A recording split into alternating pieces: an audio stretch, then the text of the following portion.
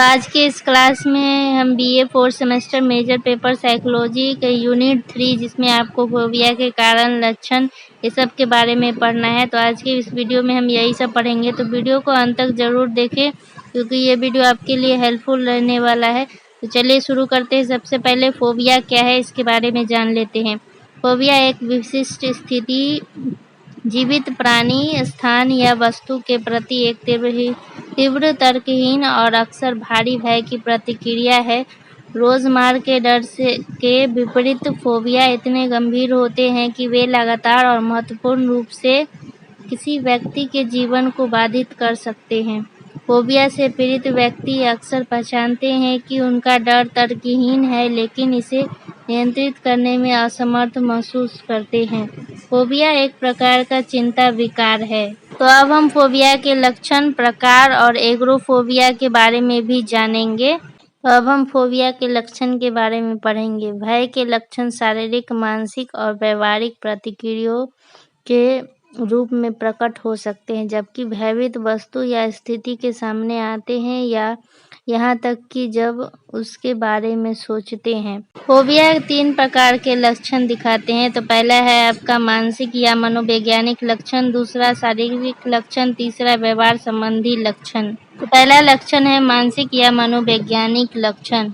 इसमें आपको तीव्र या भारी भय दिखाई देगा, घबराहट या भागने की तीव्र इच्छा, तत्काल खतरे की अनुमति, अपने शरीर से अलगाव की भावना या वास्तविकता से अलगाव की भावना, नियंत्रण की हानि, भय, शर्मिंदगी या चिंता, बेहोश होने या मरने का डर, ये सब आपको मानसिक लक्षण में दिखाई देगा।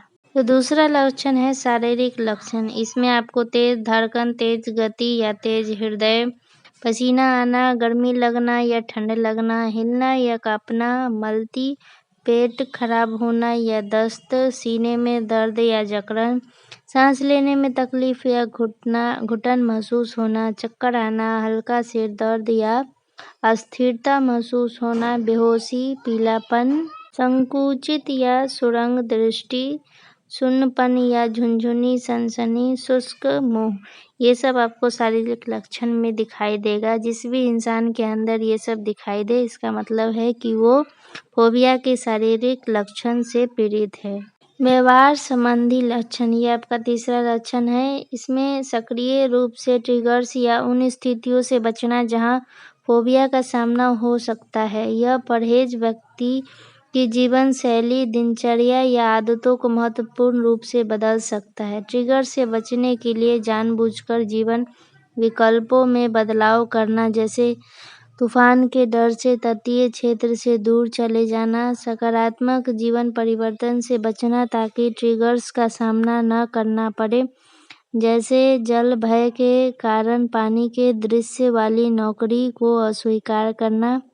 बच्चों में ये लक्षण देखा जाता है। विशिष्ट भय से ग्रस्त बच्चों में रोना, नखरे करना, स्थिर रहना या किसी ऐसे व्यक्ति से चिपक जाना जिसके साथ वे सुरक्षित महसूस करते हो, जैसे लक्षण दिखाई दे सकते हैं। ये लक्षण आपको बच्चों में दिखाई देगा। अब हम फोबिया के प्रकार के बारे में पढ़ेंगे। फोबिया को मुख्य रूप से विशिष्ट फोबिया या एगोराफोबिया के रूप में वर्गीकृत किया जाता है। विशिष्ट फोबिया किसी विशेष वस्तु या स्थिति का तीव्र भय है। विशेषज्ञ अक्सर विशिष्ट फोबिया को 5 मुख्य श्रेणियों में वर्गीकृत करते हैं। ये है आपका फोबिया के प्रकार। तो पहला प्रकार है पशु, विशिष्ट जानवरों का डर, जैसे मकड़ी से अगर डर लगता है किसी इंसान को तो उसको एराक्नोफोबिया बोलेंगे। अगर किसी को कुत्ते से डर लगता है तो उसको साइनोफोबिया बोलेंगे। अगर किसी को सांप से डर लगता है तो उसको ओफिडियोफोबिया बोलेंगे। अब दूसरा प्रकार है आपका प्राकृतिक वातावरण, प्राकृतिक घटनाओं से संबंधित भय, जैसे ऊंचाई का एग्रोफोबिया। अगर किसी को ऊंचाई से डर लगता है तो उसको बोलेंगे एक्रोफोबिया। पानी का से डर लगता है उसको तो उसको बोलेंगे पानी का एक्रोफोबिया। या गड़गड़ाहट या बिजली के चमकने से अगर डर लगता है तो वो भी होता है, वातावरण फोबिया के अंदर आता है। तीसरा है रक्त चिकित्सा प्रक्रिया या चोटें। इसमें आपको सुइयों, रक्त या चिकित्सा हस्तक्षेपों का डर बना रहता है। उदाहरण के लिए हेमोफोबिया, मतलब अगर किसी को रक्त से डर लगता है तो उसको हेमोफोबिया बोलेंगे। अगर किसी को सुई से डर लगता है तो ट्रिपनोफोबिया बोलेंगे। तो ये सब आपका रक्त चिकित्सा प्रक्रिया या चोट फोबिया के प्रकार के अंतर्गत आता है। और चौथा है परिस्थिति जन्य। इसमें आपको विशिष्ट स्थितियों से संबंधित भय लगता है, जैसे कि उड़ना, बंद स्थान या अंधेरा से डर लगता है, तो ये आपकी परिस्थितियाँ फोबिया के प्रकार के अंदर आएगा। और पांचवा है अन्य।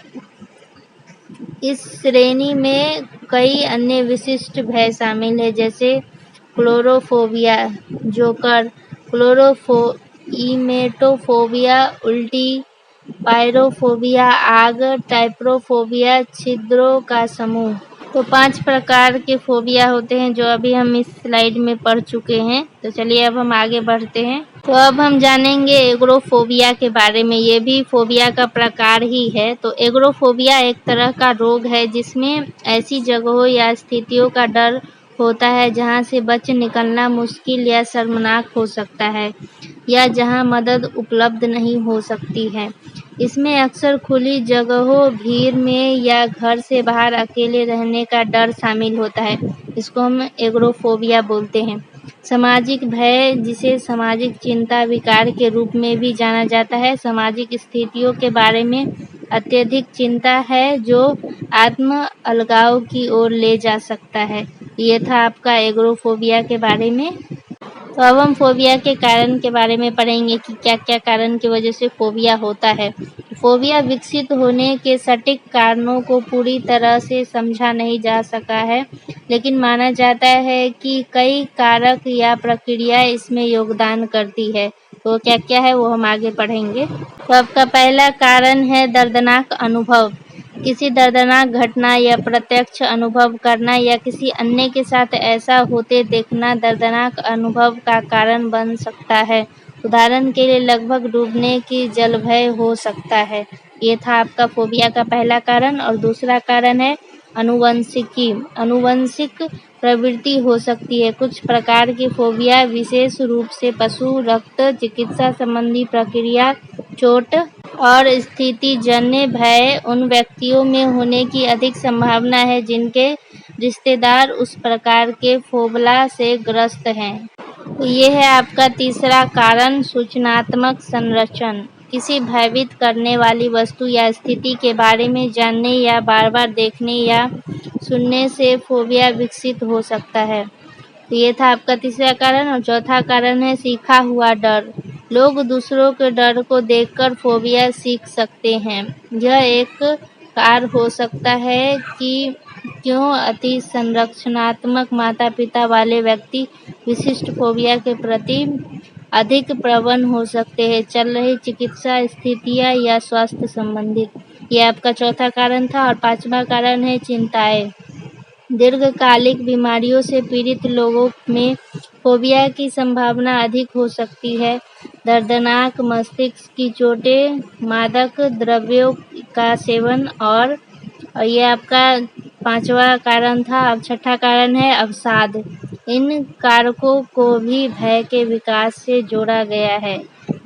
फोबिया अक्सर बचपन में शुरू होते हैं और कुछ धीरे धीरे खत्म हो जाते हैं, लेकिन जो वयस्कता में बने रहते हैं वे बिना उपचार के वर्षों या दशकों तक बने रह सकते हैं।